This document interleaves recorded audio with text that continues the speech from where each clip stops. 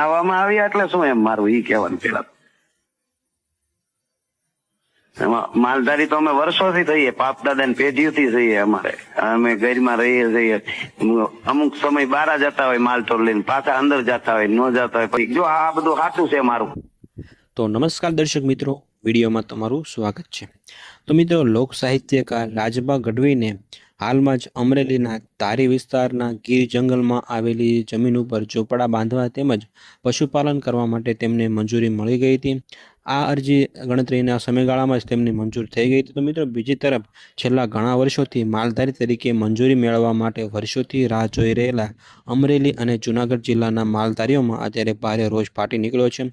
તેમનું કહેવું એવું છે કે તેમને વર્ષોથી આ ઝૂંપડા બાંધવા તેમજ પશુપાલન માટે તેઓ અરજી કરતા આવ્યા છે, છતાં પણ તેઓને આજ સુધી તેમની અરજી મંજૂર થઈ નથી. જ્યારે રાજબા જેવા મોટા સેલિબ્રિટીએ જ્યારે અરજી કરી તો તરત જ તેમની અરજી મંજૂર કરી દેવામાં આવી છે. આવા આક્ષેપો ત્યાંના માલધારીઓએ કર્યા છે. તો મિત્રો, આ સમગ્ર મામલે તમારું શું કહેવું છે એ તમે કોમેન્ટમાં અમને જરૂરથી જણાવજો.